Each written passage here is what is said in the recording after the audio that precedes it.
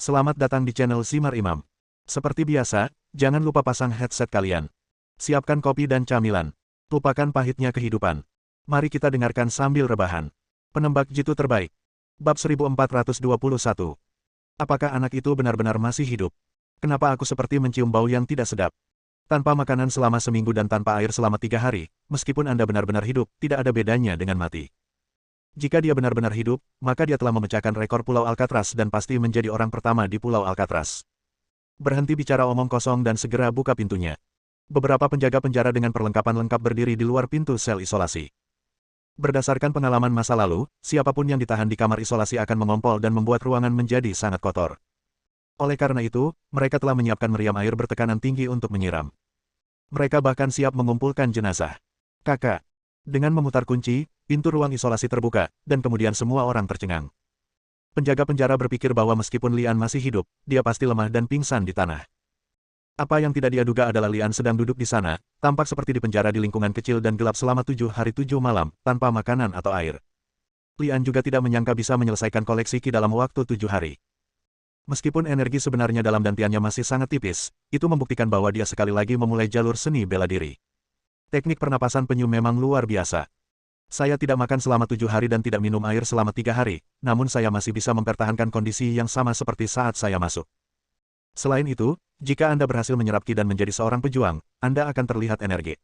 Bolehkah aku keluar? Lian bertanya, lalu keluar dari ruang kurungan. Namun penjaga penjara mundur satu demi satu seolah-olah mereka melihat hantu, menatap Lian dengan ngeri. Setelah sekian lama ditahan, Lian merasa otot dan tulangnya kaku, sehingga ia menggerakkan tangannya ke arah pintu. Bos, cepat datang dan lihat. Bukan hanya anak itu masih hidup, tapi dia juga kelihatannya baik-baik saja. Seorang penjaga penjara segera melaporkan apa yang terjadi di sini kepada Qiaozi. Minggir, minggir. Polisi penjilat itu datang bersama 2 polisi. Dia sangat terkejut melihat Lian masih hidup, lalu dia mencibir dan berkata, "Wah, aku tidak menyangka hidupmu akan begitu lama. Namun, karena Anda telah menyinggung Bos Rosen, itu jalan buntu." Petik 2. Setelah jeda sebentar, polisi penjilat itu mengedipkan mata ke arah kedua pengikutnya, yang langsung menerkam Lian. Lian berdiri diam dan tidak bergerak. Dia hanya menggelengkan bahunya dan melemparkan kedua penjaga penjara itu ke ruang isolasi dengan seluruh kekuatannya. Dia kemudian menendang pintu sel hingga tertutup dan bersandar di pintu untuk melihat ke arah polisi penjilat itu. Bang, bang bang. Keluarkan kami, cepat keluar. Di dalam, penjaga penjara menggedor pintu sel dengan putus asa, suaranya penuh kepanikan. Ternyata sipir penjara merasa takut meski dikurung di sel isolasi, dan penampilan mereka lebih buruk dari narapidana biasa. Polisi penjilat itu terkejut dan buru-buru mundur 2 langkah. Namun, dia segera mendapatkan kembali ketenangannya dan mengeluarkan pistolnya dan mengarahkannya ke Lian. "Nak, beraninya kamu menyerang polisi. Tidak ada yang bisa mengendalikanku meskipun aku menembakmu." Petik 2. Lian sedikit mengernyit. Meskipun dia telah menjadi seorang pejuang sekarang, dia sebenarnya tidak berbeda dari orang biasa. Pada jarak sedekat itu, peluang menghindari peluru hampir nol. "Berhenti." Qiaozi melangkah mendekat dan berdiri di depan pistol polisi penjilat itu dan berteriak, "Ini wilayahku. Jika kamu berani menembak, sebaiknya pikirkan dengan jernih konsekuensinya." Polisi penjilat itu langsung berteriak, "Tapi ini yang dimaksud Bos Rosen." Qiaozi maju selangkah dan berkata dengan suara yang dalam, "Apakah kamu tidak mengerti maksudku? Aku tidak peduli apa yang ingin dilakukan Rosen, tapi kamu tidak boleh menimbulkan masalah di wilayahku, mengerti?" Polisi penjilat itu ingin mengatakan sesuatu lagi, tetapi ternyata dia dikepung, dan rekan-rekannya di ruang isolasi semua memandangnya dengan ekspresi tidak ramah. "Qiaozi, kamu mungkin salah paham. Saya tidak pernah berpikir untuk mengambil tindakan terhadap Anda. Dialah yang mengambil tindakan pertama. Saya hanya membela diri." Polisi penjilat itu berkata, meletakkan senjatanya, melihat ke sel isolasi dan berkata, "Lihat, orang-orangku masih dikurung olehnya." Qiaozi melihat ke belakang. Lian segera menyingkir dan membiarkan kedua pengikutnya keluar. "Kamu boleh pergi sekarang. Dia masih memiliki beberapa prosedur yang harus dilalui. Orang-orangku akan mengirimnya ke sana nanti," kata Qiaozi sambil memelototi polisi penjilat itu. "Ayo pergi." Polisi penjilat itu berkata dengan getir. Setelah mengambil 2 langkah, dia berbalik untuk menatap Lian dan berkata dengan kejam, "Nak, tidak ada yang bisa melindungimu jika kamu menyinggung Bos Rosen di Pulau Alcatraz. Kami akan melakukan 10.000 cara untuk membuatmu mati." Lian menyaksikan petugas polisi penjilat itu pergi dengan putus asa. Ketika dia melihat Qiaozi menoleh ke arahnya, dia membuka mulutnya dan berkata, "Terima kasih." Bagaimanapun, Qiaozi membantunya menyelesaikan krisis sekarang, jadi masuk akal untuk mengucapkan terima kasih. "Tidak perlu berterima kasih padaku. Tidak peduli apa yang Anda lakukan, tinggal di kamar terpencil selama 7 hari dan tetap keluar hidup-hidup adalah rasa hormat yang pantas Anda dapatkan. Namun, ada satu hal yang harus Anda perjelas. Apa yang dikatakan Mark kecil tadi benar. Menyinggung Rosen di sini tidak akan ada gunanya bagimu. Oleh karena itu, Anda tetap harus siap mental. Qiaozi berkhotbah dalam satu tarikan napas dan melanjutkan. Baiklah, jangan membicarakan hal-hal yang menjengkelkan ini. Menurutku kamu pasti lapar. Aku akan membelikanmu sesuatu yang enak. Petik 2. Lian mengira itu enak begitu saja, tapi dia tidak menyangka kalau makanan yang didapatnya benar-benar enak. Steak enak dan sebotol anggur merah utuh. Saudaraku, nikmatilah perlahan-lahan, kata Qiaozi sambil tersenyum. Jika Qiaozi tidak menyelamatkannya dari pistol tadi, Lian pasti mengira makanannya telah dirusak. Kenapa makanan mewah seperti itu terasa seperti makan malam terbaik? Ang Li belum makan apapun sebelum dikirim ke Pulau Alcatraz, dan dia kelaparan selama 7 hari. Lian tidak melahap steaknya, tetapi dengan sangat sopan memotong steak itu menjadi potongan-potongan kecil dan memakannya dalam satu gigitan dengan anggur merah. Aku tahu kamu belum kenyang. Aku hanya ingin tubuhmu beradaptasi dengan makanan ini. Orang-orangku akan mengantarmu langsung ke restoran nanti. Kalau begitu, kamu bisa makan sebanyak yang kamu mau, kata Qiaozi. Terima kasih. Lian tidak menyangka Qiaozi akan berpikir begitu hati-hati. Jika Anda sangat lapar dan tiba-tiba makan dalam jumlah besar, Anda akan mati kelaparan. Ingat apa yang aku katakan, menjauhlah dari Rosen, dia anjing gila. Oke. Lian mengangguk sebagai jawaban, tapi dia tersenyum pahit di dalam hatinya. Akankah anjing gila Rosen itu melepaskannya begitu saja? Bagaimanapun, Qiaozi jelas merupakan orang baik di sini. Qiaozi sengaja membiarkan Lian beristirahat sebentar, dan ketika tubuhnya hampir pulih, dia langsung diantar ke restoran. Saat ini, restoran sedang buka untuk makan malam, dan selain makan besar menunggu Lian, ada juga Rosen. Bab 1422. Dia masih hidup. Sungguh sulit dipercaya anak itu bisa keluar hidup-hidup setelah ditahan selama 7 hari. Tidak hanya itu, kudengar anjing gila itu bahkan menyuruh orang memotong air dan makanannya. Bagaimana dia bisa bertahan hidup? Ketika Ang Li muncul di restoran, terjadi keheningan singkat di restoran yang awalnya berisik, dan kemudian orang-orang mulai berbicara. Ada antrian panjang di ruang makan. Penjaga penjara mengantar Lian langsung ke depan dan memerintahkan tahanan yang memegang sendok, beri dia sesuatu yang enak, dia pantas mendapatkannya. Ya, Tuan. Orang yang bertanggung jawab tidak berani menyinggung penjaga penjara, jadi dia memberi Lian 2 potong daging lagi. Ini wilayah Rosen. Hati-hati. Penjaga penjara di sisi lain ruang isolasi berbisik, lalu berbalik dan pergi. Lian melihat sekeliling dengan piring nasi di tangannya, mencari tempat duduk. Yo, siapa ini? Polisi penjilat itu datang dengan senyum jahat di wajahnya dan berkata dengan dingin. Nak, apakah kamu ingat apa yang aku katakan padamu? Menyinggung bos Rosen di sini hanya akan menyebabkan kematian.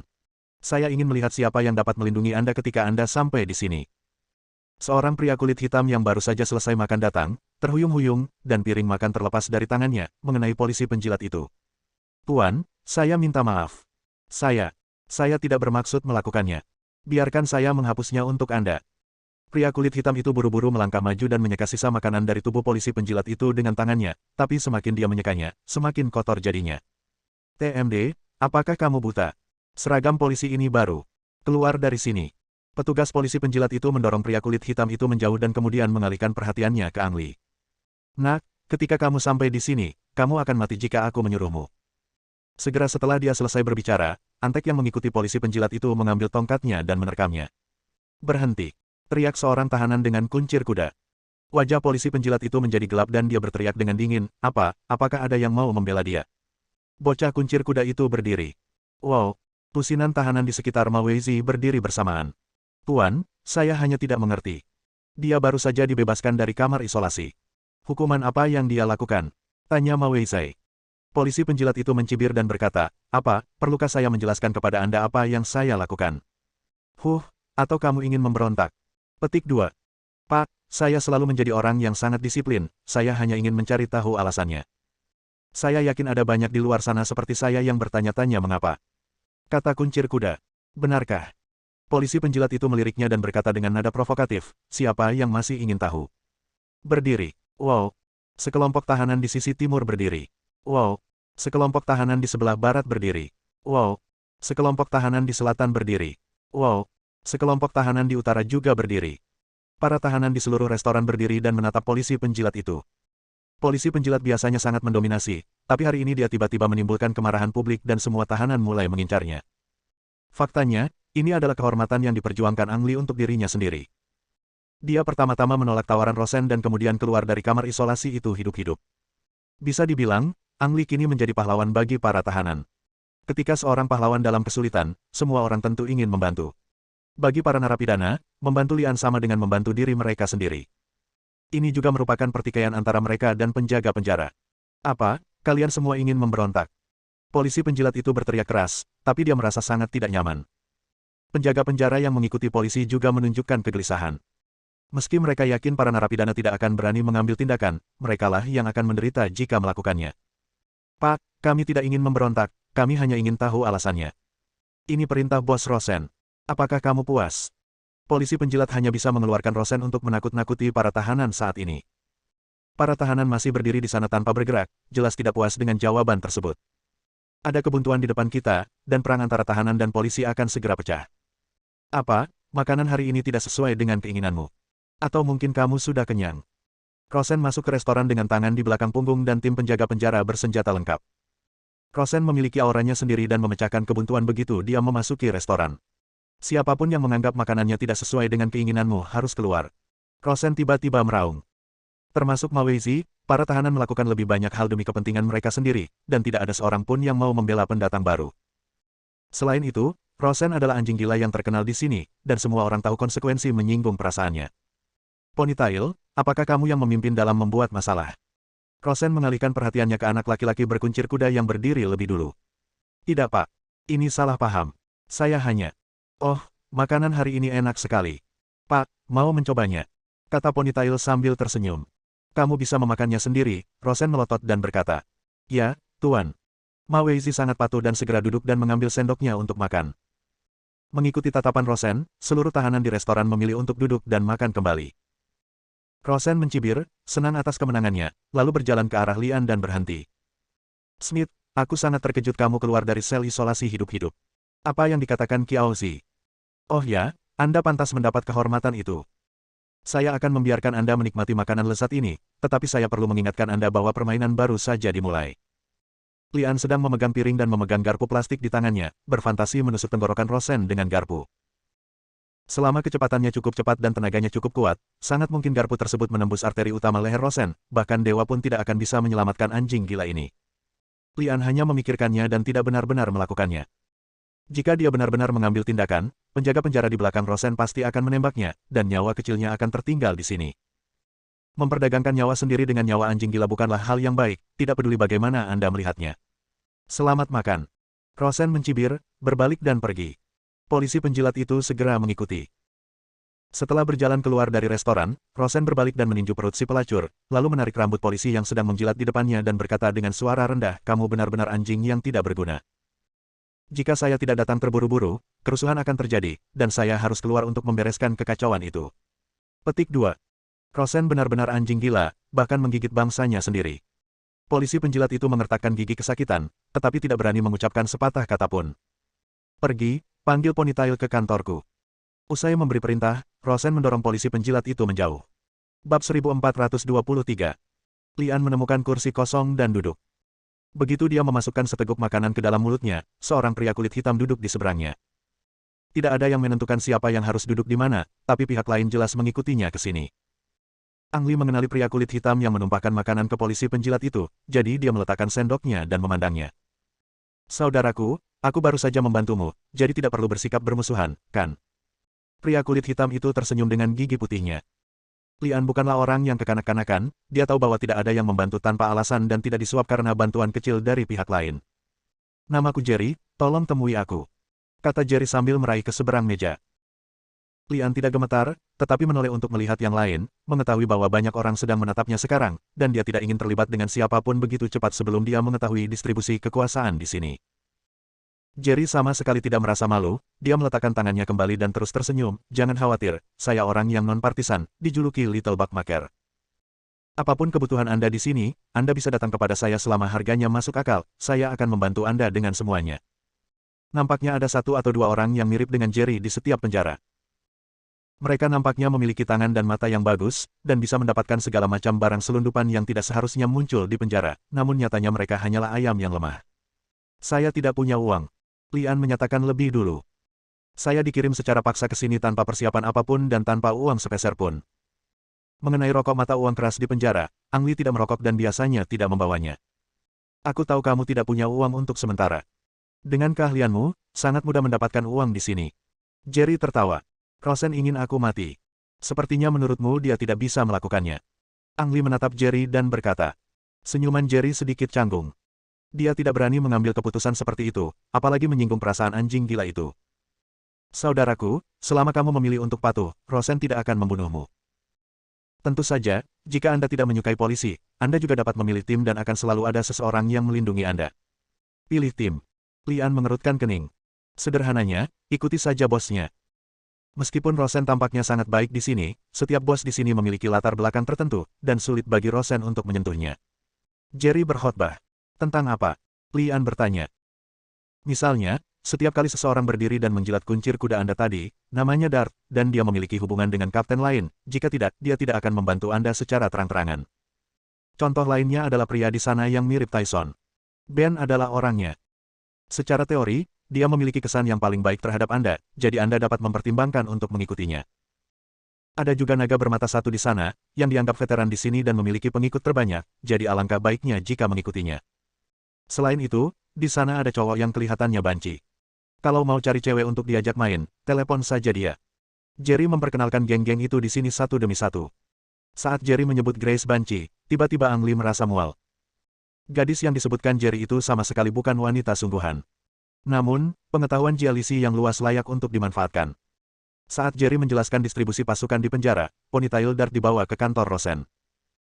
Rosen bersandar di kursi, dengan kaki di atas meja, memegang cerutu di tangannya, menatap Dart yang dikuncir, meniup asapnya dan berkata, Dart, kudengar kaulah orang pertama yang melawan saya. Meskipun Dart mendapat dukungan, dia tahu di dalam hatinya bahwa akan sangat mudah bagi anjing gila Rosen untuk menggigitnya sampai mati. Bos Rosen, ini pasti salah paham. Aku tidak menentangmu, aku hanya membantumu. Pikirkan tentang hal itu. Rosen mengangkat tangannya untuk menghentikan Dart melanjutkan, dan berkata dengan sedikit kesal, sudah cukup, kamu tidak perlu menjelaskan kepadaku, dan aku tidak punya waktu untuk mendengarkan omong kosongmu. Dart terbatuk sedikit dan berdiri di sana dengan sedikit gelisah. Dart, aku tahu kamu memiliki hubungan yang baik dengan Soros, tapi kamu juga harus tahu bahwa Soros tidak akan berselisih denganku jika aku ingin membunuhnya, kan? Rosen berkata dengan santai, memasukkan cerutu ke dalam mulutnya dan menghisapnya sebelum melihat asap memenuhi udara. Bos Rosen, saya benar-benar tidak berniat melawan Anda. Dart tampak sedih. Rosen mencibir, menyerahkan cerutunya dan berkata, cicipi produk asli Kuba. Dart ragu-ragu sejenak, tapi tidak berani menolak. Barang bagus. Dart menjilat bibirnya. Dia belum pernah mencicipi cerutu asli sejak dia dipenjara di tempat yang mengerikan ini. Dart, selama kamu melakukan satu hal untukku, aku bisa menganggap apa yang terjadi hari ini seolah-olah tidak pernah terjadi. Rosen menyilangkan tangan di perut dan menatap Dart sambil tersenyum. Dart kembali sadar dari aroma lembut cerutu, sedikit mengernyit, dan bertanya, apakah kamu ingin aku membunuh orang baru itu?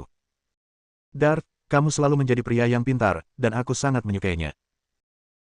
Rosen menyetujui hal ini, atau dengan kata lain, tidak ada yang disembunyikan tentang hal itu, semua orang mengetahuinya, itu hanya masalah memilih siapa yang akan melakukannya. Alis Dart menegang lagi, dan dia berkata dengan suara rendah, tapi orang itu sekarang adalah pahlawan. Jika dia menyentuhnya, dia akan menjadi musuh publik. Dart, kamu tahu aku selalu menjadi orang yang berakal sehat. Kamu boleh memilih untuk tidak melakukannya, aku tidak akan memaksamu. Namun, jika dia tidak mati, orang lain yang akan mati. Rosen berkata acuh tak acuh, seolah Dart bisa menolaknya dan itu tidak masalah sama sekali. Tangan Dart bergetar dan dia hampir menjatuhkan cerutunya. Bukankah ini dianggap ancaman atau dipaksakan? Orang lain akan mati, dan siapakah orang lain ini? Saya yakin sudah jelas bahwa hal ini sudah jelas. Dart ingin melangkah maju dan mencekik Rosen, tapi dia tidak punya keberanian. Bos Rosen, merupakan suatu kehormatan bagi saya untuk dapat membantu Anda. Saya ingin tahu kapan Anda ingin saya mengambil tindakan. Setelah ragu sejenak, Dart mengambil keputusan. Lebih baik kau mati daripada aku mati. Dart menunjukkan senyum puas dan berkata, tentu saja, semakin cepat, semakin baik. Jangan khawatir, saya akan membuat beberapa pengaturan dan tidak akan membiarkan orang lain tahu bahwa itu Anda. Anda bahkan tidak perlu melakukannya sendiri, bukan? Kelopak mata Dart menjadi gelap, niat membunuhnya terungkap. Kembali ke restoran, Dart bersikap seolah-olah tidak terjadi apa-apa. Dia hanya menatap Lian dan kembali ke tempat duduknya untuk melanjutkan makan. Ada beberapa luka memar di wajahnya dan tampak seperti baru saja dipukuli sehingga tidak ada yang curiga bahwa dia baru saja membuat kesepakatan dengan Rosen. Rencana pembunuhan muncul di benak Dalt. Bab 1424. Setelah makan, Lian menerima kebutuhan hidup di penjara dan diberi sebuah kamar. Saat Lian sedang membereskan tempat tidur, dia mendengar langkah kaki kecil di belakangnya dan tiba-tiba berbalik.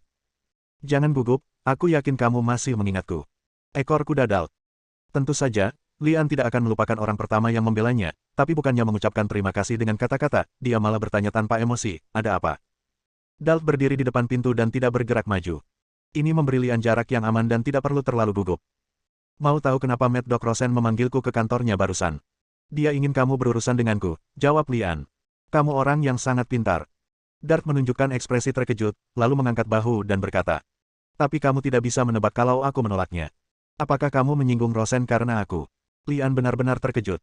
"Lagi pula, aku tidak pernah menyukai anjing gila itu, jadi aku akan menyinggung perasaannya jika dia menyinggung perasaanku."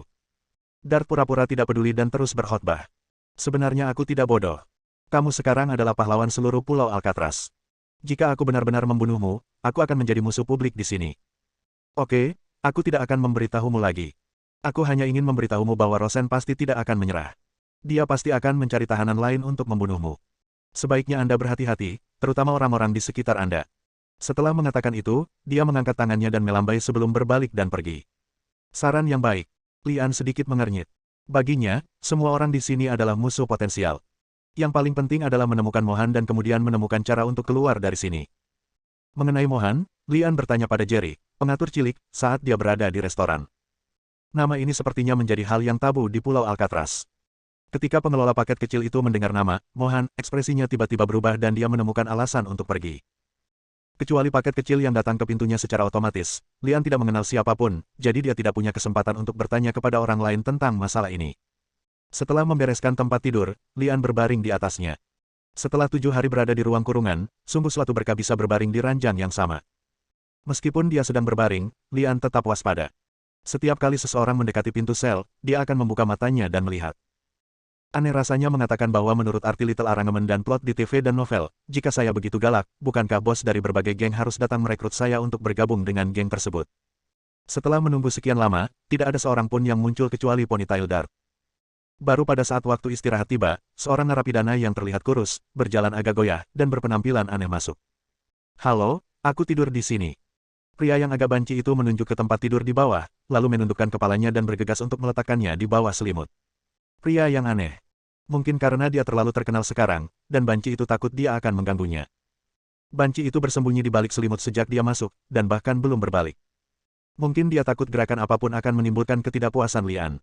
Melihat pihak lain begitu pemalu, Lian tidak menganggap serius teman sekamarnya dan menutup matanya untuk beristirahat setelah mematikan lampu. Setelah tidur hingga tengah malam, Lian mendengar suara, mencicit, dari tempat tidur bawah, seperti papan tempat tidur saat dibalik. "Kak, mau buang air?" Lian tidak memiliki kebiasaan mengintip, tapi Ponytail Dart baru saja mengingatkannya untuk berhati-hati terhadap orang-orang di sekitarnya, jadi dia membuka celah untuk mengintip. Benar saja, banci itu pergi ke toilet dan memasukkan air ke dalamnya, lalu berjingkat kembali. Namun, kali ini dia tidak langsung kembali ke tempat tidur. Sebaliknya, dia berdiri 1 meter di depan tempat tidur dan menatap Lian di tempat tidur atas. Apa yang ingin dilakukan orang ini? Lian Sheng waspada dan terus berpura-pura tertidur. Sisi berdiri tak bergerak selama 10 menit seolah-olah seseorang telah memberikan mantra penahan padanya.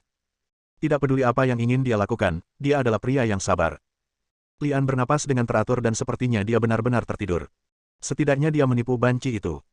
Dia dengan lembut memasukkan tangan kanannya ke dalam lengan kirinya, mengeluarkan segumpal sesuatu, lalu membukanya. Ruangan itu terlalu gelap untuk melihat dengan jelas apa itu, tapi aku tahu itu adalah benang sutra, panjangnya sekitar 50 cm. Banci itu melingkarkan ujungnya di tangannya dan maju selangkah. Aksinya kembali terhenti, namun kali ini banci itu tidak menunggu terlalu lama. 10 detik kemudian, sisi seperti binatang buas yang sudah lama menatap mangsanya. Dia dengan cepat menerkam Lian dan mengalungkan benang sutra di tangannya ke leher Lian. Lian mencondongkan kepalanya ke dinding, tepat pada saat menghindari serangan sisi, lalu mengangkat kakinya untuk menendang, memukul kepala sisi dengan suara pop. Tendangan ini begitu keras hingga membuat banci itu pingsan. Lian melompat dari tempat tidur, berjongkok di tanah dan melihat benang sutra yang melingkari tangan sisi adalah kawat tembaga putus yang dicabut dari kawatnya. Rupanya sisi disuruh membunuh Ang Li. Lian tidak pernah bersikap tanpa ampun kepada mereka yang ingin membunuhnya. Di tempat orang memakan orang, hati yang lemah hanya akan membuat orang merasa mudah dibuli, dan masalah akan terus berdatangan. Lian meraih tangan banci itu dan melilitkan kawat tembaga di lehernya, lalu menariknya kuat-kuat ke kedua sisi. Banci yang koma itu meninggalkan kejadian itu tanpa merasakan banyak rasa sakit. Saat bel bangun berbunyi keesokan harinya, teriakan keras terdengar dari sel Lian. Seseorang datang. Tidak bagus. Seseorang bunuh diri. Penjaga penjara bergegas mendekat dan menemukan Banci itu tewas di tempat tidurnya, dengan kawat tembaga masih melilit lehernya dan kedua ujungnya dipegang di tangannya. Apakah ini bunuh diri? Agak sulit. Tidak ada tanda-tanda perkelahian di tempat kejadian, Sisi meninggal di tempat tidurnya, dan senjata mematikan ada di tangannya sendiri. Selain itu, Lian mengatakan bahwa dia tidur sangat nyenyak di malam hari dan tidak mendengar apapun telah menjadi masalah yang belum terselesaikan. Meninggal di penjara adalah hal yang lumrah, apalagi di Pulau Alcatraz yang hampir setiap hari orang meninggal. Meski tak ada bukti, semua orang menduga kematian Sisi ada hubungannya dengan Ang Li. Bagus sekali. Ma Wei mengatakan sesuatu saat dia melewati Lian, lalu pergi seolah tidak terjadi apa-apa. Insiden bunuh diri Banci menambah banyak poin pada Ang Li, membuat orang tahu bahwa dia bukanlah orang yang bisa dianggap enteng. Setelah disekap di ruang isolasi selama 7 hari, Lian bau, sehingga ketika waktunya mandi, dia mengambil perlengkapan mandi dan berjalan menuju kamar mandi. Persediaan air panas di Pulau Alcatraz terbatas.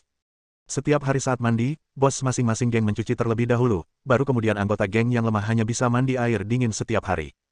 Begitu Lian tiba di pintu kamar mandi, dia dihentikan oleh para gangster yang menjaga di luar.